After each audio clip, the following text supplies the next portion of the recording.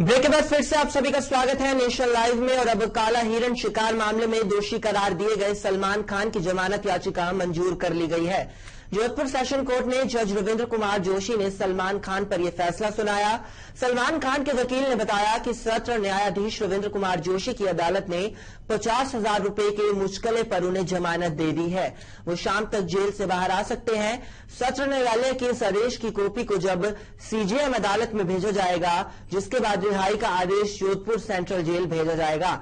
इन सारी औपचारिकताओं के बाद सलमान खान को रिहा कर दिया जाएगा और ऐसे में उम्मीद है कि देर शाम बाद ही सलमान खान जेल से बाहर आ पाएंगे।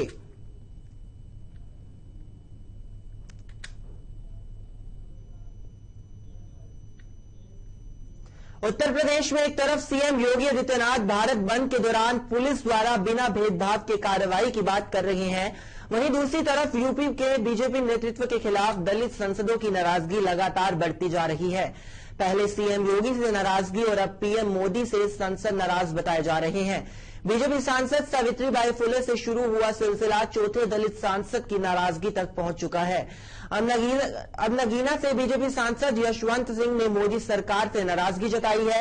यशवंत सिंह ने SC/ST एक्ट पर सुप्रीम कोर्ट के फैसले को लेकर सरकार पर सवाल उठाए हैं। यशवंत सिंह ने पीएम नरेंद्र मोदी को लिखे लेटर में दलितों के हितों की आवाज बुलंद की है।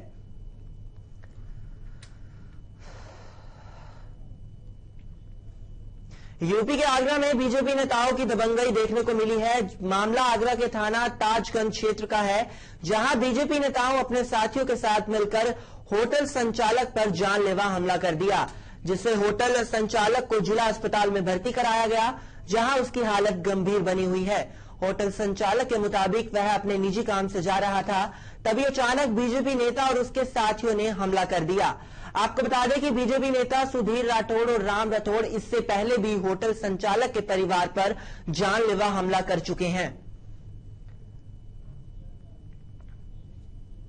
राजस्थान के विजयनगर में स्वास्थ्य विभाग की बड़ी लापरवाही सामने आई है, जहां अस्पताल परिसर में लगी पीने की पानी की टंकी में कीड़े पाए गए हैं। जब मामले को लेकर पीड़ित ने डॉक्टर गोपाल जोशी से पानी के कीड़े होने की बात कही, तो डॉक्टर ने कहा कि कीड़े वाले पानी से कोई बीमार नहीं होता। वहीं जैसे ही मीडिया अस्पताल में पहुंची तो अस्पताल प्रशासन ने आनन फानन में टंकी की सफाई शुरू करवा दी। लेकिन सवाल ये उठता है कि क्या जिम्मेदार अधिकारी या विभाग का फर्ज नहीं बनता कि वो अस्पताल में साफ सफाई का ध्यान रखें।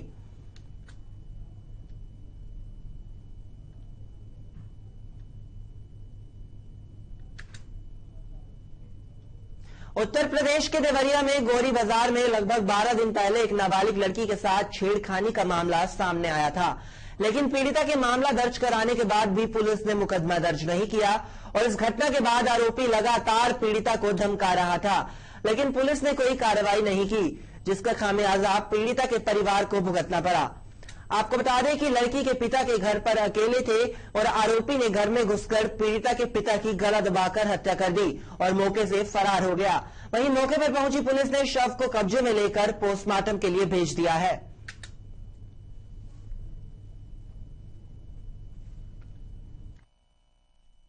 नाम का आदमी है जो कि उसकी कोई लड़की थी,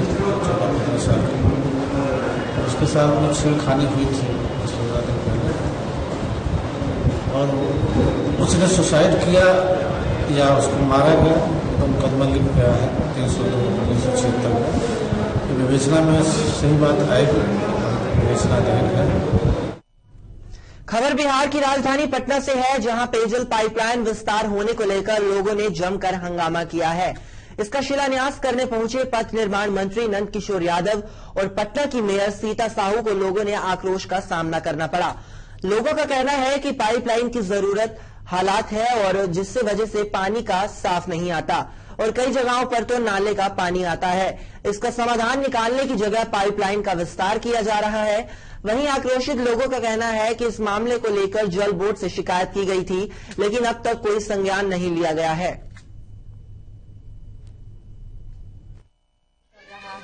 पानी भी हम लोग एकदम छछाने गया है, एक बूंद पानी नहीं रहता। पानी कभी अबो करता है, एकदम नाला का पानी आता है, पीने लायक नहीं रहता। मंत्री जी क्या आश्वासन दिया आप लोग? मंत्री जी बोले कि ठीक है हो जाएगा 2 महीने में हो जाएगा। 2 महीना करते करते साल लग गया, अभी तक कोई पता नहीं है। गाय घाट दक्षिणी गली में पीने के पानी का आज वहाँ नई पाइप लगाने की योजना का प्रारंभ किया गया है। पूरे उत्तरनाथ शहर के अंदर जगह जगह पर पीने के पानी का संकट है। गर्मी में संकट और विश्राम ले लेता है। कई स्थानों पर और पाइप सफाई का मसला है, नए कनेक्शन का मसला है, नए पाइप लगाने का मसला है। तो नगर निगम और बिहार सरकार अगले वर्ष की कार्य योजना में बात शामिल किया है। कई दिनों पर पाइप सफाई का काम किया जाए ताकि पटना शहर के लोग। पटना उच्च न्यायालय के न्यायाधीश शिवजी पांडे ने पटना सिटी का दौरा किया और इस दौरान न्यायाधीश ने पटना सिटी के गाय घाट पर मौजूद व्यवहार न्यायालय परिसर में बने गवाह भवन का उद्घाटन किया। इस मौके पर पटना उच्च न्यायालय ने जज असानुद्दीन और अमानुल्लाह, नीलू अग्रवाल, राजीव रंजन प्रसाद न्यायमूर्ति भी मौजूद रहे। इस कार्यक्रम की अध्यक्षता पटना सिटी अधिवक्ता संघ के अध्यक्ष नवीन कुमार सिन्हा और संजय कुमार सिन्हा ने की। वहीं न्यायालय परिसर में बने गवाह भवन को लेकर पटना सिटी व्यवहार न्यायालय के अधिवक्ताओं में काफी उत्साहित देखने को मिले।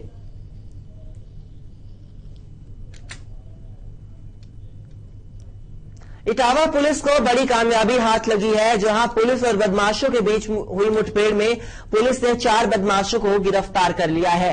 साथ ही बदमाशों के पास से अवैध असले सहित कुछ कारतूस भी बरामद किए गए हैं।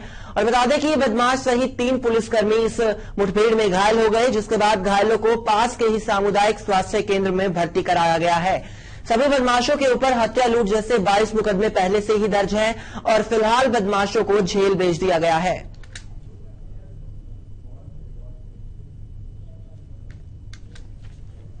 खबर हाथरस से है, जहां जिले की एक समाज सेवी संस्था यूनिवर्सल ह्यूमन राइट काउंसिल ने सोशल मीडिया पर ए नेगेटिव ब्लड की जरूरत का मैसेज पोस्ट किया था।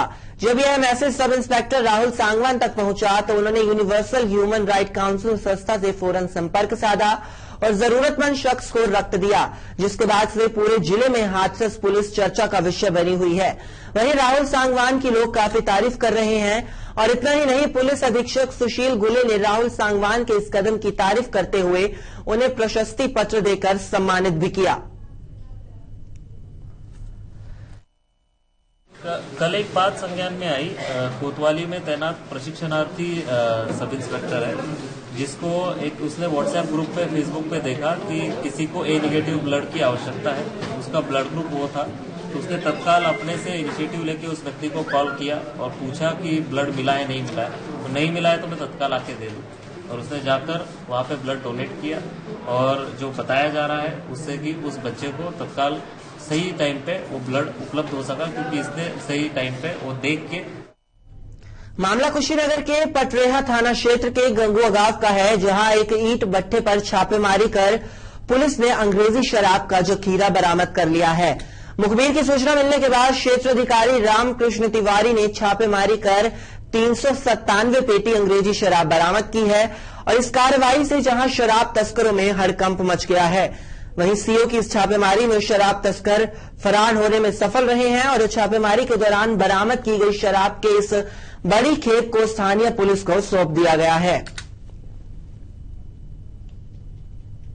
रात को 12 बजे के आसपास कुशीनगर जनपद के थाना पटेवा के अंतर्गत समौर चौकी में एक गंगुआ गांव पड़ता है, वहां पर सूचना प्राप्त हुई। मैं फोर्स होकर मैं वहां पहुंचा, छापेमारी किया तो वहां पर एक ट्राली में लगभग 397 पेटी शराब की बोतलें जो बंद थी। खबर संभल से है, जहां चंदोसी में स्कूल चलो अभियान के तहत कंपनी बाग मैदान से जागरूकता रैली का आयोजन किया गया, जिसमें माध्यमिक शिक्षा परिषद के छात्र छात्राओं ने जन संदेश के नारे लगाकर रैली को सफल बनाया। साथ ही रैली का शुभारंभ नगर पालिका चंदोसी की चेयरमैन इंदु रानी ने फीता काटकर किया। वहीं इस जागरूकता रैली में अध्यापक गणों का भी पूरा सहयोग रहा।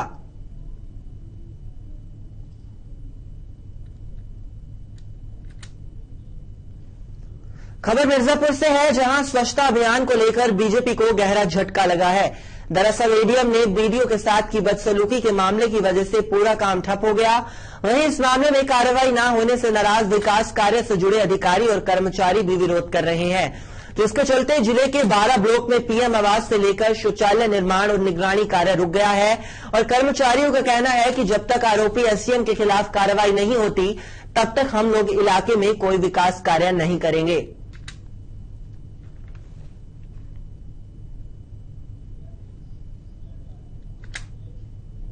उत्तर प्रदेश के देवरिया जनपद का बेसिक शिक्षा विभाग आज बिजली के लिए तड़प रहा है।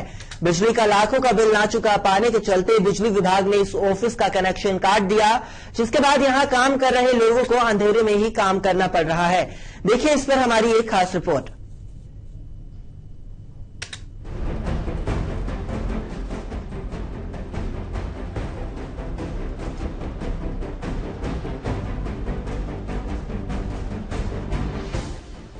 एक ऐसा विभाग जहां नौनिहालों के जीवन को रोशन करने का कार्य किया जाता है, लेकिन आज यही विभाग रोशनी को तरस रहा है। मामला देवरिया जनपद के बेसिक शिक्षा विभाग का है, जहां लाखों रुपए के बिजली का बिल बकाया होने के चलते बिजली विभाग ने कनेक्शन काट दिया, जिसके चलते पूरे विभाग में अंधेरा छा गया। अब हालात ऐसे हैं कि बिजली नहीं होने के चलते बेसिक शिक्षा विभाग का पूरा कामकाज ठप पड़ा हुआ है। खुद बेसिक शिक्षा अधिकारी भी अंधेरे में बैठकर काम करते हुए नजर आ रहे हैं। मजबूरी का आलम यह है कि कर्मचारी इस भीषण गर्मी में भी कमरों में बैठने को मजबूर दिख रहे हैं। इतना ही नहीं, महिला कर्मचारी भी अपने हाथ से खुद को पंखा करते हुए दिखाई दे रही हैं। जब इस बात की जानकारी हमने बेसिक शिक्षा अधिकारी से ली तो उन्होंने इस मामले पर कुछ कहने से साफ इनकार कर दिया। बिजली आपके विभाग का कट गया है, इस पे क्या कहना? इस पे तो नहीं कुछ कर पाएंगे। वहीं जब इस मामले पर लेखा अधिकारी से बात की गई तो उन्होंने बताया कि बिजली जाने से उनका काफी नुकसान हो रहा है। शिक्षा विभाग को जनरेटर चलाकर काम चलाना पड़ रहा है। हाँ, सारे काम बाधित हैं। तो वैकल्पिक व्यवस्था के रूप में जनरेटर चलाया जा रहा था, कितना दिन चलाया जा रहा है? कितने का बकाया है आपको? बकाया तो लगभग। वहीं बिजली विभाग के अधिकारी जेके शर्मा का कहना है कि उनके कार्यालय का 8.5 लाख रुपए का बिल बकाया है। बकाया नहीं देने के कारण लाइन काटी गई है। अगर विभाग पूरा पेमेंट करेंगे या आधे से ज्यादा पेमेंट करेंगे तभी ही लाइन को जोड़ा जाएगा। उनके कार्यालय को 8.5 लाख रुपए का बकाया है। बकाया नहीं दिए इसलिए लाइन कटी है। संज्ञान में भी आया कि 1 लाख रुपए दिए हैं, पूरा पेमेंट करेंगे या ज्यादा आधा से ज्यादा पेमेंट कर देंगे या मांग पत्र भेजे हैं शासन को, वो मांग पत्र कॉपी दिखा देंगे तो लाइन मिलेगी। अब सवाल ये उठता है कि जहां पीएम मोदी देश को आगे बढ़ाने के लिए शिक्षित होने की बात करते हैं तो फिर क्या ऐसे ही आगे बढ़ेगा इंडिया और क्या ऐसे ही शिक्षित होगा इंडिया? नेशन लाइव के लिए देवरिया से संजय श्रीवास्तव की रिपोर्ट।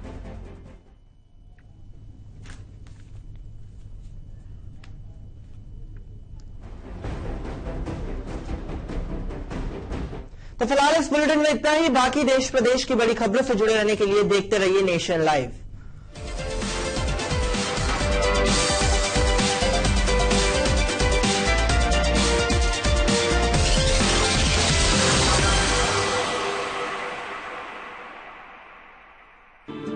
ग्रहों की चाल से रहें सावधान। यहां है शनि की दिशा का समाधान। कैसा चल रहा आपका समय चक्र? राशि फल में देखिए ग्रहचार, सिर्फ नेशन लाइव पर। मनुष्य का जीवन कठिन है, उसे जरूरत है दिशा की। आध्यात्म से मिलेगा ज्ञान।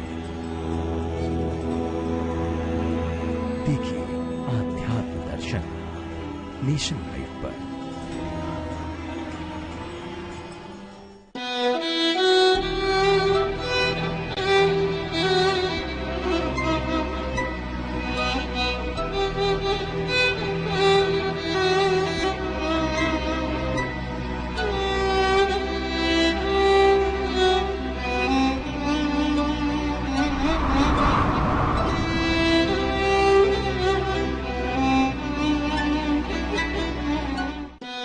बढ़ती उम्र की कसर, तन्हाई की तड़प। ना को भरा, ना को पैर, ना माँ, ना पियो, ना घर पीछे कोई।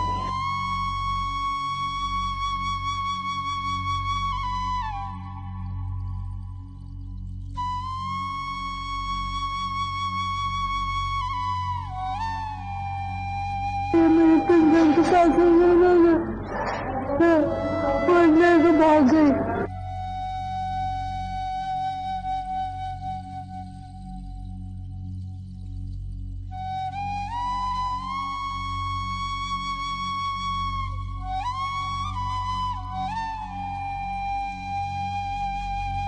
अकेलेपन को लेकर लोगों और जानकारों की अलग अलग धारणाएं हैं।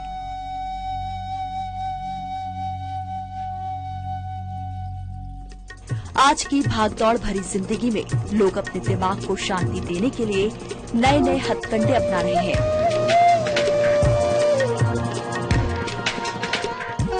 परिवार की जिम्मेदारियों से बचने के लिए शादी न करने का ट्रेंड इन दिनों चरम पर है।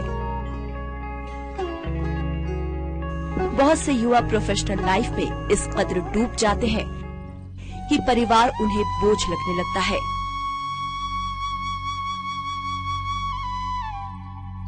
पैसा कमाने की ललक में वो अपनी जिंदगी को अकेले बिताना ज्यादा पसंद करते हैं।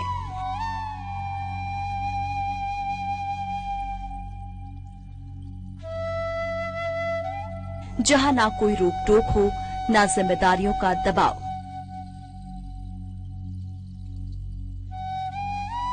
ना मियां बीवी की झड़प हो, ना बच्चों की टेंशन। बस मैं और मेरा करियर। यही सोच आज के युवा अपना रहे हैं, लेकिन वो नहीं जानते कि जिंदगी के आखिरी पड़ाव में प्रोफेशन से ज्यादा परिवार की जरूरत महसूस होती है।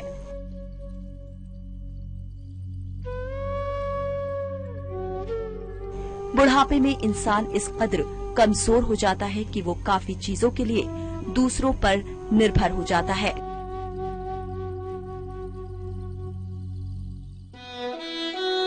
लेकिन बहुत कम लोग इस आने वाले कल के बारे में सोच पाते हैं। यही वजह है कि आज के आधुनिक समाज में अकेले रहने वाले बुजुर्गों की तादाद काफी बढ़ रही है। हमारे देश में ऐसे बुजुर्गों की कमी नहीं, जो बुढ़ापे में अकेले रहकर अपने बच्चों को हाई फाई माहौल और उच्च स्तरीय शिक्षा देने पर पछता रहे हैं। अब किसी चीज की कमी नहीं है, भगवान उनको खुश रखे, हम यहाँ पे खुश हैं। बच्चों को कामयाबी के शिखर तक पहुँचाने के लिए माँ बाप उन्हें तमाम ऐशो आराम देते हैं, उनकी हर कामयाबी को देखकर खुश होते हैं। सच्चाई ये है कि एक रोज वही बच्चे उन्हें अकेला छोड़कर अपनी प्रोफेशनल जिंदगी में मगन हो जाते हैं। और लड़के ने अपना हिस्सा ले लिया, लड़की को कुछ नहीं मिला। वो कहती मैं नहीं लूंगी, नहीं लिया। एक छोटे ने ना अपना हिस्सा जायदाद का ले लिया, मेरा भी ले लिया।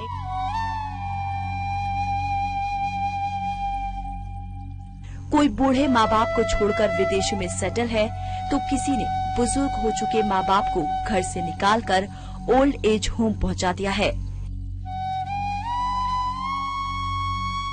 2 लड़के आए थे, तेरा चल तो भाई दिल वाला तेरे को 4 महीने हो गए, मेरे को 4 पैरे रह गए। आज के आधुनिक समाज की सबसे घिनौनी तस्वीर है ये, जहां बुजुर्गों को सम्मान नहीं बल्कि बोझ समझा जाता है। निकलना चाह रही, एक दिन मुझे 1 साल के बराबर लगता है।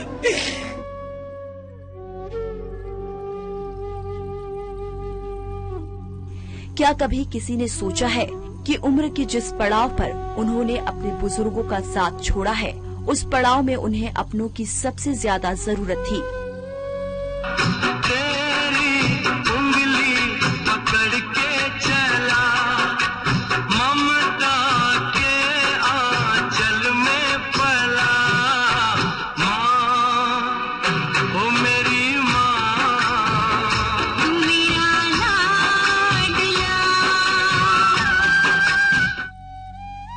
भले ही ओल्ड एज होम के अंदर उन्हें तमाम सुविधाएं मिले, लेकिन बढ़ती उम्र में अपनों से दूर रहना किसी भी बुजुर्ग के लिए सबसे दुखद है।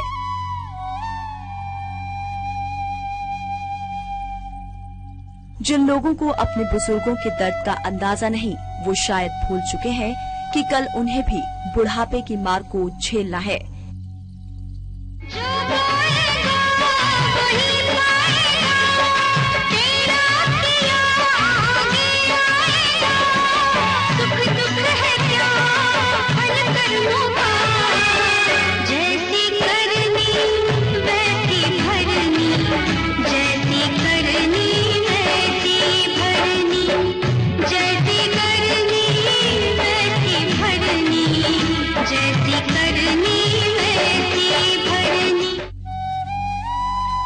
जहां तन्हाई सबसे बड़ा खतरा बनकर दिन रात उनके सर पर मंडराती है।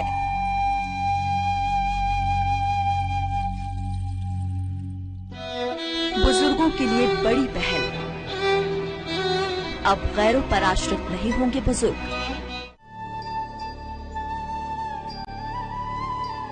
जो बुजुर्ग अपने बच्चों